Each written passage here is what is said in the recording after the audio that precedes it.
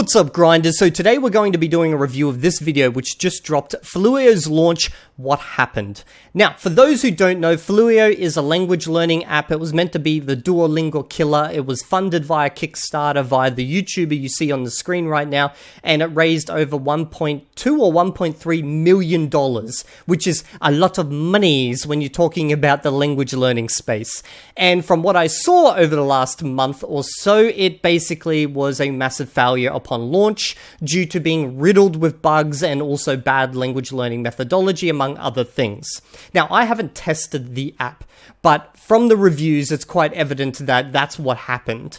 Now, why do I want to review this? Well, maybe he's going to cover off on some of the language learning stuff. That's one thing. And two, I've actually been engaged in the startup space for a very long time. So I know the in and outs of how startups function, what causes them to fail. I've basically helped fund startups. I've worked in technical positions in startups, CEO positions. Like, I've done pretty much most positions in startups. For like just those who don't know much about startups, at least 9 out of 10 startups will fail, and the one that does succeed doesn't mean it's going to be a big success in any way. It means it just survives, okay?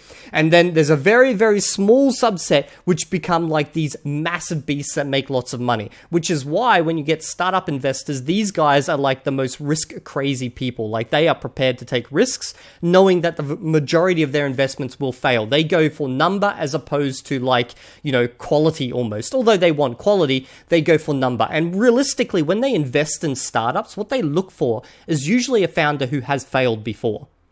That may sound strange, but if you've gone through the process, you've failed, and you're willing to start another company, you've definitely learned something along the way. And they usually go for, obviously, charismatic founders, people with new and interesting ideas. It's not usually the things that you would think. Anyway, let's jump in and check out his video. Never in my life have I experienced something quite like the launch of my language learning app, Fluyo. Oh, one thing I forgot to mention as well, because there's been a lot of crazy stuff happening over the last few days on this channel. Massive shout out to Metatron. He backed me up in my dispute online with that so-called hyper polyglot and gave me lots of advice how to deal with copyright strikes, etc. And also, while that whole debacle was happening, I had actually participated in a podcast which disappeared into the nether because obviously no one was focused on that. So there's a link to the podcast down in the pinned comment. Go check it out, because obviously the guy who interviewed me, it's a little bit unfair that like everything got distracted and no one saw his podcast. It was wild. Some people praised us. Fluyo is stunning. It's so good. Better than Duolingo. Others were disappointed or upset. The app doesn't work. It's so buggy. It's trash. I didn't see any of the praise. I saw lots of like the trash comments, but I don't doubt that there was praise. So what actually happened? What went well? What did we get wrong? And what have we been doing over this last month to... Wait, I thought this guy was really sick. Yeah, that's another thing you guys might not know. He was, last video I saw of him, he was like in bed and he had to do like a video in like this VR type environment because he could not get up. I'm not saying he's not sick anymore. It's just he's looking better. So I'm hoping he's getting better. Improve the app. Let's talk about it. First, what is Fluyo and why was it created? Several years back, I had the idea, what if you could learn a language through a video game? In theory, if you could learn the 3,000 most common words in a language quickly, master the key grammar points using those same exact words. If you guys go into my history of videos, I've tried making games multiple times where you learn a language via the game. And it sounds so simple. It sounds like the most genius idea for a product. You just play a game and you learn a language. But languages are so goddamn complex and hard that even the most simple of instructions, okay, will take a massive amount of programming work. So whenever someone suggests to me, and it happens all the time, you should make a game that teaches languages, I'm just like, bro, you have no idea. And then practice both vocab and grammar in super fun battles, that would be incredible. And that's the core intent behind Fluyo.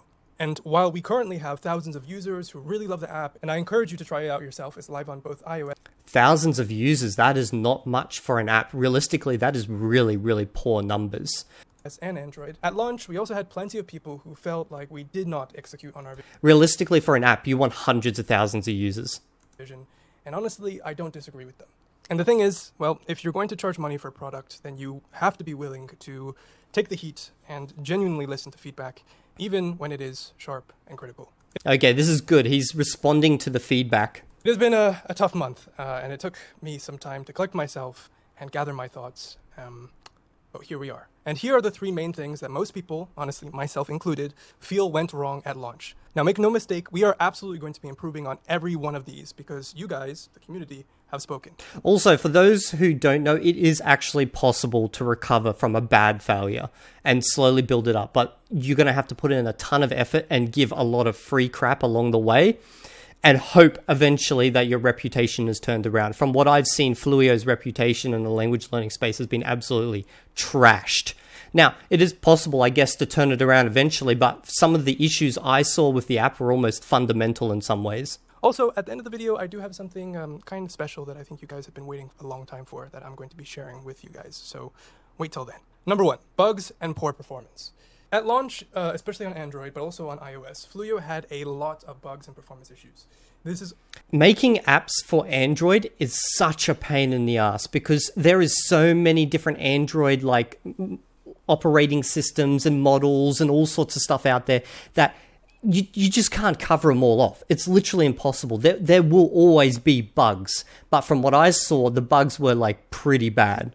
Ultimately my mistake. A lot of game developers make this error, and I did too. I'm a game developer, so I'm curious to see what he says here. I set a big date in my head, which was going to be January 1st, and I felt like it was perfect to launch then.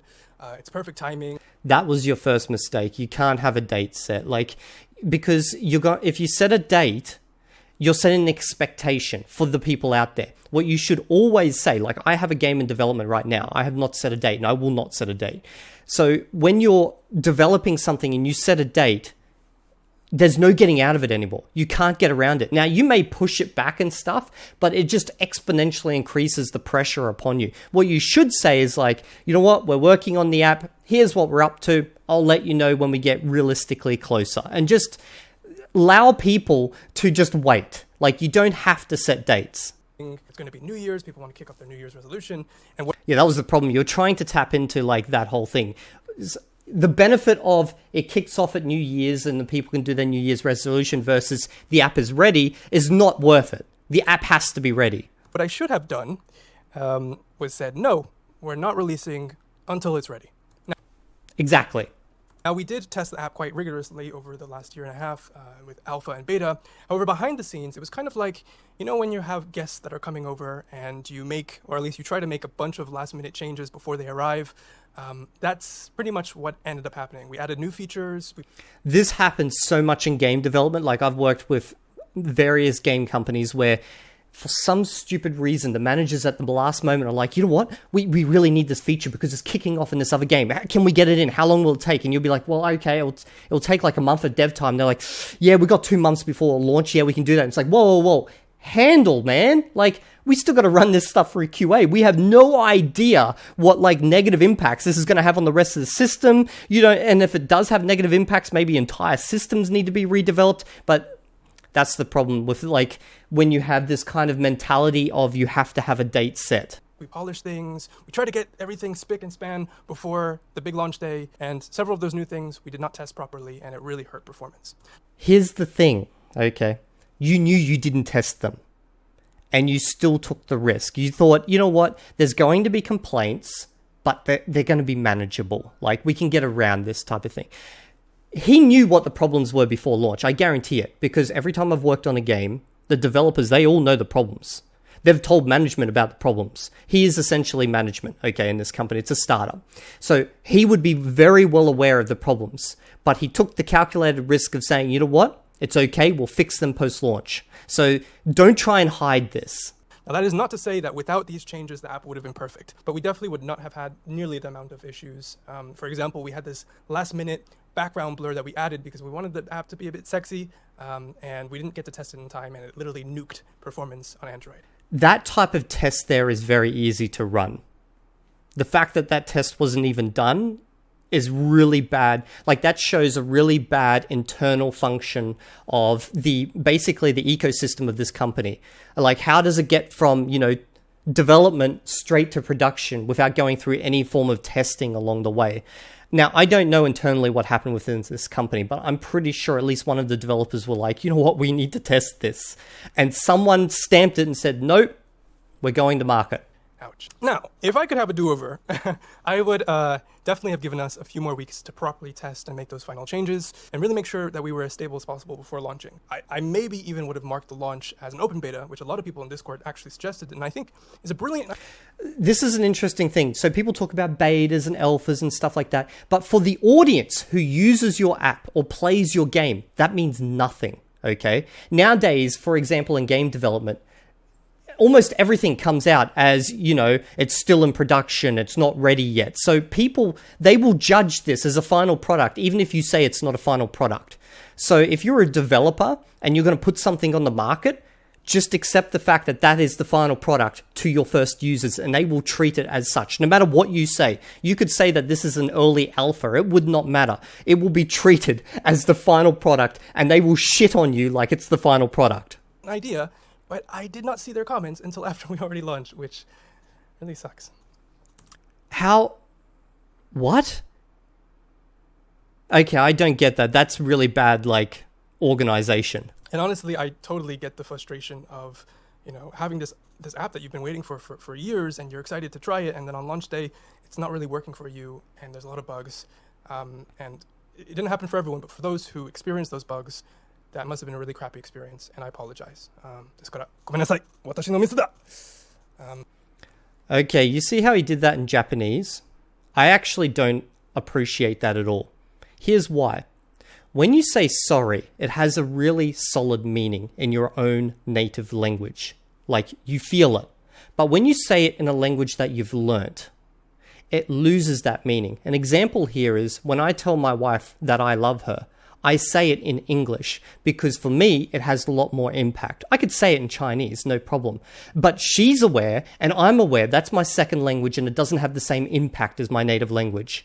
Now, if you learn a language, you speak a language, you've been speaking it long enough, you will feel this, you will know this. So that he should not have done that. In my eyes, that is kind of insulting. You should have said, my mistake, just in English, okay? My bad. So that said, what have we been up to? Now, our engineering or even repeat it in English if you have to, or say it in every language, you know, it doesn't matter, but like, you should have said, I don't know, guys, what do you feel about that? To me, that was very not good. Team, which is honestly quite small compared to most other apps, they've been small, but they've been mighty. They've been hustling nonstop, sometimes 18-hour days to get these fixes in. We've had major Android performance improvements, updated our streak system, improved load times across iOS and Android, removed that damn background blur. I actually feel sorry for his developers right now. I guarantee they are so under the pump.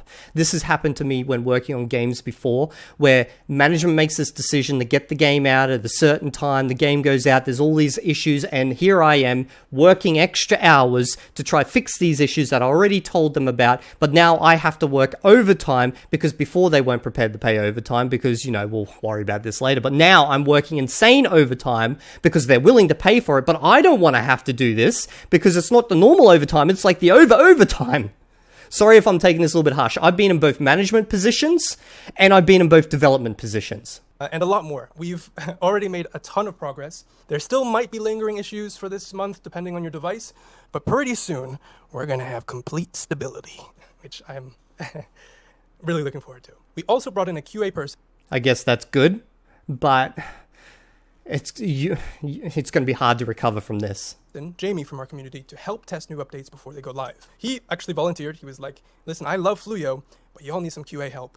And he was absolutely right, and he's doing an awesome job. That's good that they've got someone from the community. Did they not have QA before, or was QA literally the CEO, the guy we're looking at right now? I've actually had this in game startups where the QA is literally just the CEO playing the game constantly. Number 2, language data. Right now, if you use Fluyo and you click on a language that isn't fully supported, we only have flashcards and some minigames. Now, if you click on a language that is fully supported, but not for your difficulty level, then you might see only word lessons in our journey and not any of our grammar audio lessons, which are literally the meat of our courses. Admittedly, people are like, yo, what is this? You spent years just to create flashcards? Yeah, you should have just not included those languages. You probably should have just said something like coming soon type of thing. And I totally get where they're coming from. But for people learning a language that we do fully support at a difficulty level we actually have robust content for, basically beginner, a lot of those people love the app, which explains why there's such a big gap in reviews. So then, I'm not going to go over the Kickstarter, but it would be very interesting to do a comparison between what was promised in the Kickstarter versus what actually came out. the question becomes, my experience right now is not the greatest because you don't have support, the proper support that I need. When can I expect full support for my language and level? This, honestly, is our biggest issue. And while it takes time, of course, and a lot of trial and error, trust me, I know, to create quality courses, we have to do better. So here's exactly how we plan to solve this issue. We have to do better. You're the CEO. Say, I have to do better. Okay? The buck stops at you. Don't pull your development team into this. This is not their fault. This is something that leaders will often do, is they will disassociate themselves from the problem by saying we. Okay? This is not a we issue. This is an I issue. You're the one who put the stamp saying this is going to market. 1. Our co-CEO is working with our course creators on a custom course creation tool. Co-CEO? Is there two CEOs for this company? That seems like I don't know if that's true or not. Like, let me just listen to that again. Is working with our course creators on a we have to do better. So here's exactly how we plan to solve this issue. 1. Our co-CEO is working with... Okay, this is a big issue with startups. I've learned this the hard way. You don't want to do co-CEO. Like, the reason is quite simple, okay? And it's actually a financial issue. What you want to have is the CEO actually owns the biggest part of the company. Now, you might think, wow, that's like really, like, what about the workers type of thing?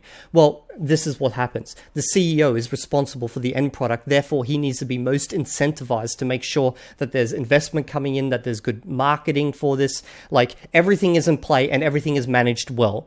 So if you have two competing heads with equal amount of ownership, if there's any disagreement, you can't sort it out. You literally just keep bumping heads and nothing progresses. So this is a mistake I see a lot of like startups do, where there'll be like 5 people and they'll be like, hey, you know what? Let's all have equal ownership because that's fair. And it seems fair. But from a company perspective and making things actually run, it's like being in a group project where you got 5 people working on a project.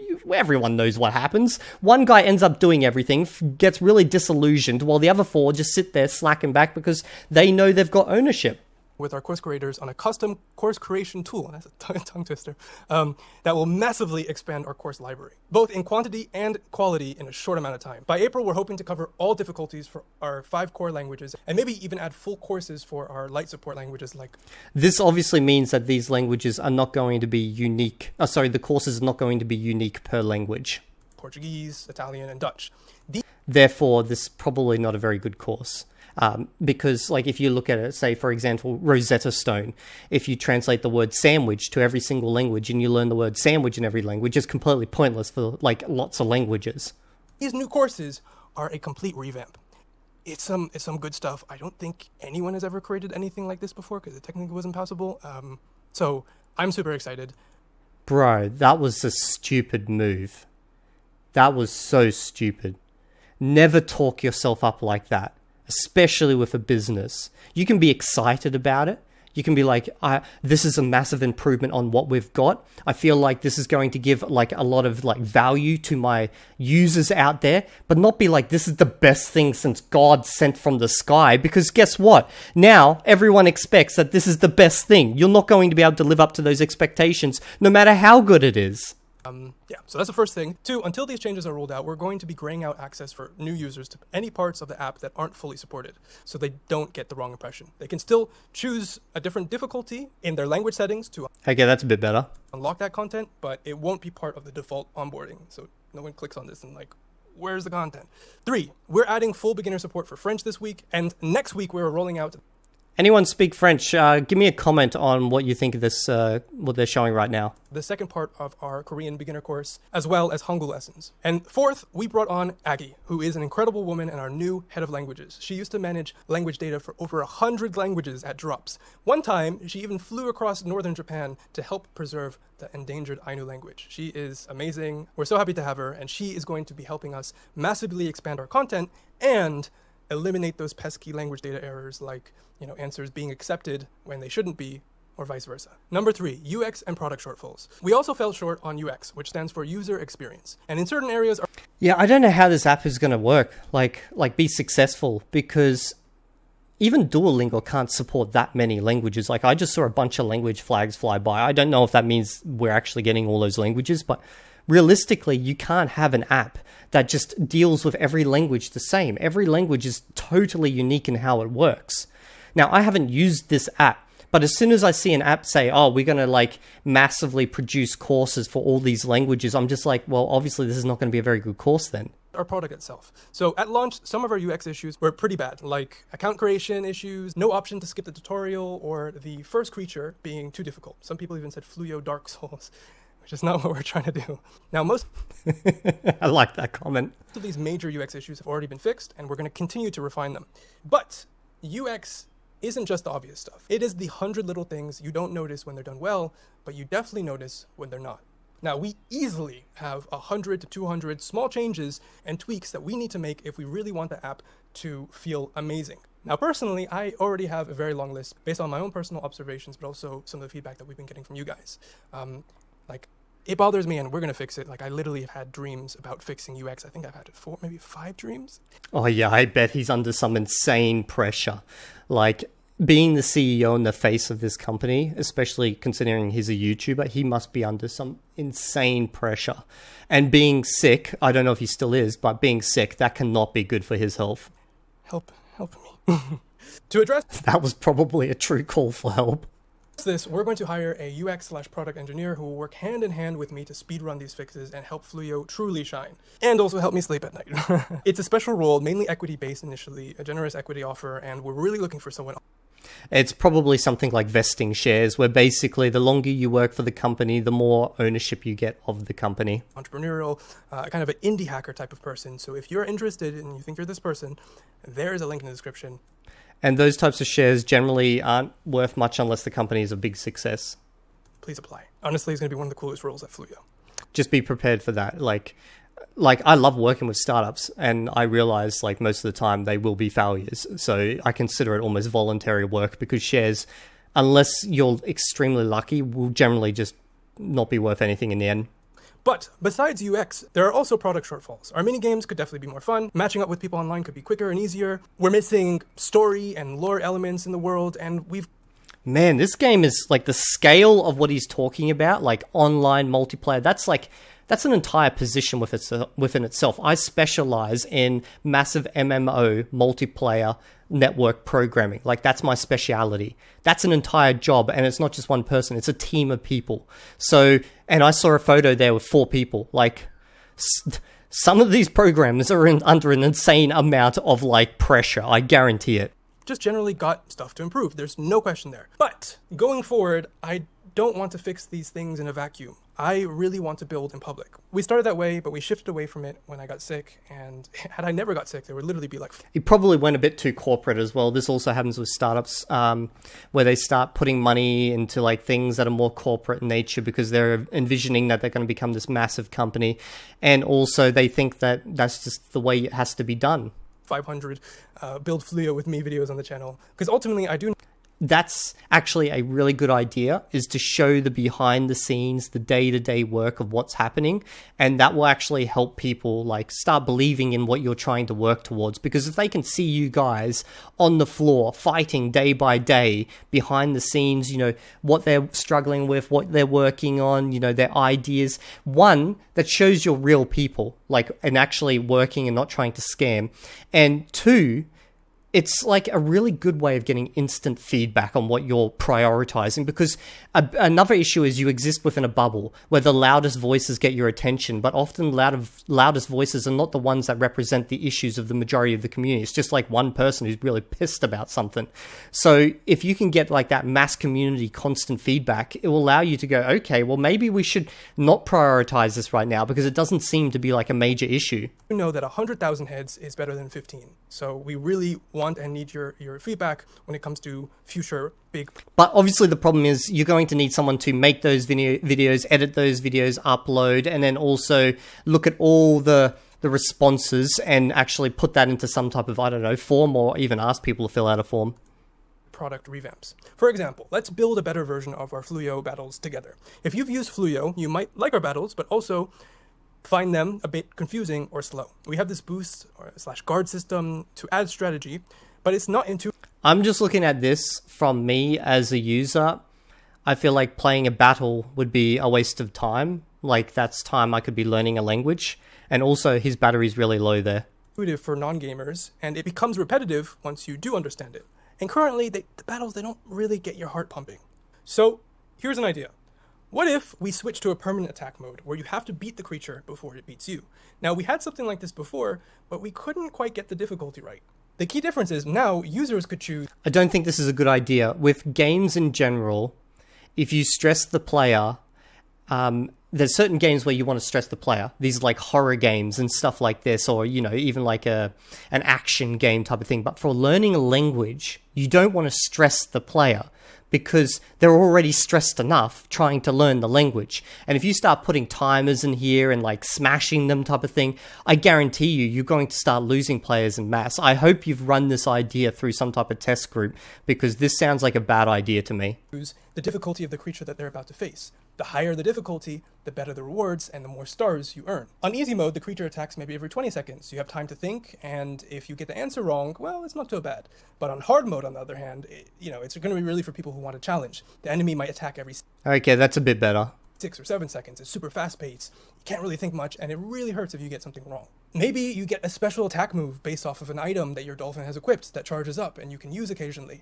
Hell, maybe even creatures could have their own special move. Okay, pause. So while I was editing this video, I realized it's a little hard to picture what I'm describing. So I actually delayed releasing this video and spent the last 7 days teaching myself how to code with O1, just so I could build a prototype of what I have in my head and show you guys instead of just explaining it. Now, okay, that's probably a better idea. You can actually play a prototype of this new version of Fluyo Battles by going to fluyobattle.tiny.site. The link is also in the description, and you can select your language, your level, and play.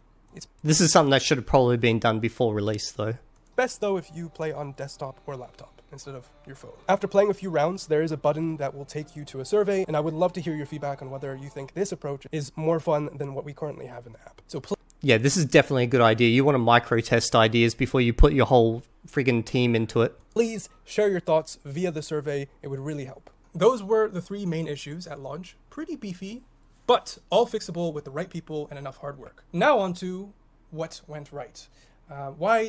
Despite these issues, we still get a lot of 4 and 5-star reviews. 1. Design and music. Most people across the board loved the app's design, and especially its music. I personally would have split this out into a completely separate video, or maybe not even made a video on it, because generally when people are coming to watch a video like this, what's happened, it's because they're pissed. Like, they're not happy with like how the app went. And although your supporters may come here and cheer you on and say, you know, you did good work and stuff, that's not the focus. Your focus is trying to get the rest of the community on board with your app.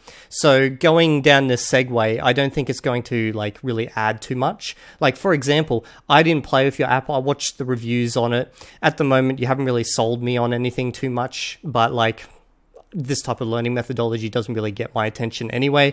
But now I'm like, yeah, well, that's great. You got good design and music. Congratulations. I don't care. Is huge because language learning apps typically aren't super interesting to look at. So the fact that people... This is a mistake that a lot of games make, okay? Minecraft looks like crap, but it's super popular because it has a really good core game loop. Everything works as intended. Then you have other games out there, built on Unreal Engine 5 using the newest tech, high detail, fidelity, beautiful graphics, music, buggy as goddamn hell, and everyone bloody hates them. So graphics and music are like the cream on the top. You have to get the fundamentals right before you worry about like this stuff. People enjoy our aesthetic and our world is a big deal because the core of the app, what we teach and how we teach it, it is relatively easy to change now that we have the infrastructure and the visuals built. But I don't believe that for a second.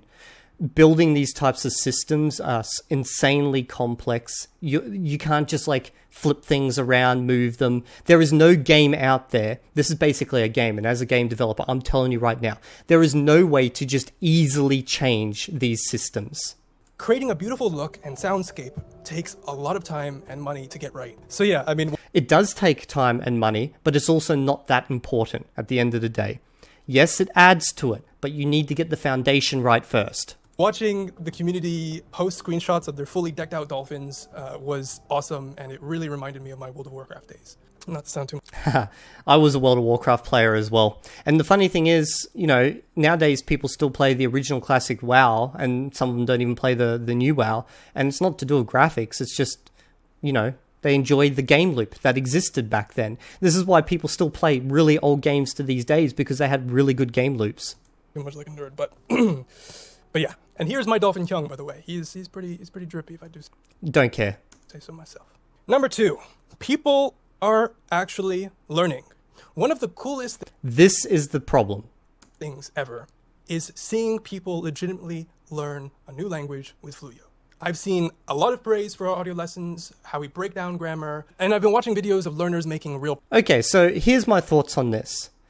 Unless people are complaining about this, I wouldn't even bother talking about it. If people are complimenting you on it, cool, take the compliment. We don't need to know about it in the video though. Progress. Doesn't that last character look a little too vertical to be Oh, got it. It's too vertical to be got it. So it's going to be because it's looking to the right. Got it. That's it. Now that should not be overshadowed by the app's rough edges. People are genuinely learning. I just saw a flash for a moment there, and I know it's just like bad editing, but I was like, is he trying to like subconsciously manipulate me in some way? And it warms my heart. And it's also a little bit strange for me because I've always been the language learning dude, and now I'm shifting to kind of being the language teaching dude, which is it's like a promotion. I don't know. Was he ever a teacher before this? Because he just said, you know, I've swapped to being a teacher now. I feel like if you weren't a teacher before this, you should have definitely got a teacher on board. Someone who's done teaching multiple languages would have been a smart idea. Even myself, I've been secretly learning a language, which I'll reveal soon, next month, almost exclusively with Fluyo and Netflix, just those two, and I've really been enjoying the experience so far. If you tried to get me to use another app, I wouldn't let you. But yeah, I mean, obviously our audio lessons, we can make them a little bit less long-winded, more engaging, and add more exercise, I can never say this word, exercise variations. But the bottom line is that people are learning, and that is amazing. Number 3. That's great and all, but again, that's not why people are here. Ambitious features. Another thing people have praised us on is our feature set. We've got a... Okay, this is just starting to turn into an advertisement. I really don't care. Like, let me... What do we got? Ambitious features, important outro. Okay. So to recap, some things went really well and some things didn't. And we are going to fix what... I think a lot more things went badly than went well. Because if they went well, you wouldn't have this whole forward section about, you know, things going badly. And I know to my audience, I may seem like I'm like really hitting this person hard and like this is not justified or anything like that. But I actually want to see him succeed. Like I really do. So I'm actually here giving my opinions on this because I've run startups. I've seen them burn and fail when people have put their like blood, sweat and tears into these things. And it fucking sucks. Like, you burn years of your life on something, you've got this vision in your mind, and your customer base doesn't like it. It blows, okay? You know what? I'm going to go check out Fluyo on the App Store. I want to see how many comments it's got. Okay, so looking at this, it's got 39 reviews. I'm not sure how much money you're meant to make per person, but generally, if this is like a app where, you know, things are free, but then you pay for the premium feature, you're looking at about a 1% conversion rate type of thing. So if you've got a couple of thousand players, that means, you know, you're looking at a couple of hundred possible purchases, which is not going to be able to maintain a team of that size. Like, it needs to get a much bigger like user base. Not just that, we're going to be building in public and bringing you along for the process. But yeah, overall, the most common comment, honestly, from my last video was the app is not 100% there yet. There's some issues, but it has a lot of potential. And that's good that he's getting those comments. It means the audience for this app, which is not me, are still treating this in a way that, you know, it can be recovered from. Honestly, I agree. In the words of my fiance, who's a singer, who expressed this to me, she said that you guys are honestly so lucky that you're making an app. Because when I release a song, that's it. It's done. I can't change it. But you guys can make 1,000. And that's actually a good thing. That means she needs to perfect it before it gets to market. And if it fails, then you know it just wasn't what the market wanted. The problem with like an app or any of these types of game projects is also that you can enter into the sunk cost fallacy of where you just keep trying for years to make it work. And it's just not working type of thing. changes until you have the perfect creation. And that is exactly what we're going to do. I feel more confident than ever about the future of Fluyo because we put it into your hands. We got to see firsthand what works, what doesn't, and what people already love. And now it's just about rapidly improving everything, especially the things that you guys want us to. Personally, I am most excited about our full course revamp, making the battles much more fun, and improving UX and stability, because if we can do so over the next few months, Fluyo will be in a phenomenal place. And if you want to help us on our journey there are a few things you guys can do to help. He should have made this video so much shorter, cut out a lot of this stuff, and just focus on the problems and how you're going to solve them. 1. Use the app and leave feedback. If you haven't already, download Fluyo. The link is in the description. And if you're already using it, keep testing it and give us feedback. Let me know what you think. 2. Leave a review. If you are loving the app and you haven't left a review yet on the App Store or Google Play Store, please do. It really helps. Also, if you left a review before but you were disappointed because something wasn't working and now it's been fixed, updating your review would really make a huge difference. 3. Support Fluyo's WeFunder campaign. So our WeFunder campaign is officially closing. This is your last chance, potentially ever, to own equity or shares. This is a very, very, very risky investment. If you guys want to put your money here, just realize this is more like a you're volunteering some money because you believe in the guys and you want to help them out. Don't expect anything in return. In Fluyo, while we're still small. I hope though, in a few years from now, people come back and laugh at this video and say, Evildea, you were completely wrong. This is a multi-million-dollar business. Look at this. These guys got it up and running. You know what? If that happens, I will be happy. I would be so happy. But I'm also realistic at this point. I don't think this is a smart investment for anyone out there. But if you do want to support them and you've got some money laying around, go ahead. So if you believe in Fluyo and think that one day we can rival Duolingo as an app and as a business, now is your opportunity to invest. I absolutely believe that we will. You shouldn't be thinking about rivaling Duolingo. You should be thinking about what hole in the market you can fill. That's because if you're trying to rival Duolingo, you're trying to take on what Duolingo is doing. Duolingo's already doing it. So instead of thinking, how can we rival Duolingo? You should be thinking, what has Duolingo neglected that we can do better? And some people already like Fluyo better than Duo, even in our nascent stage, which is... So those who like it better than Duolingo, you should be finding out what they like about it better. Saying a lot. That said, the WeFunder link is in the description, or you could go to wefunder.com/Fluyo.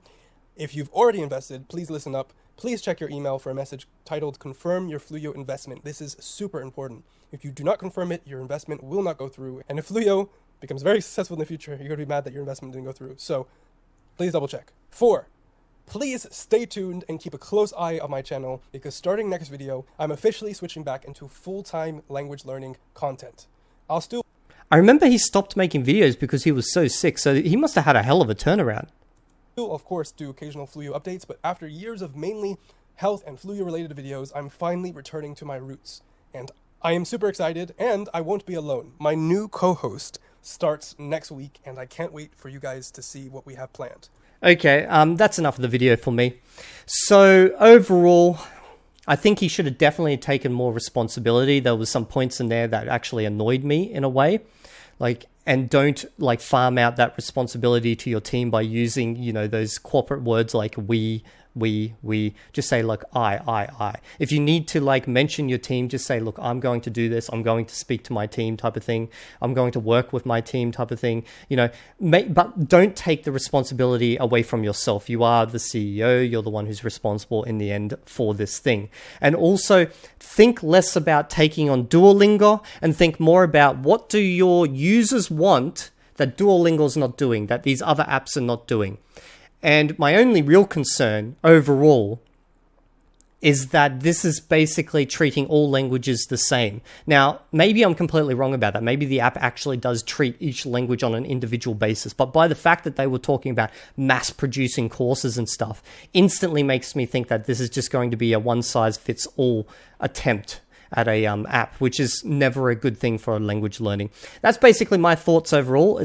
I'm sorry I didn't cover off on language learning strategies or anything like that in this video, but Fluyo is something that was big, that exploded in the language learning community as of recently, and I felt like I wanted to cover this. This is something that interests me from both a business perspective and also from a language perspective. I'll see you all in the next video. And if you're not there, well, maybe the Fluyo team finally got to me.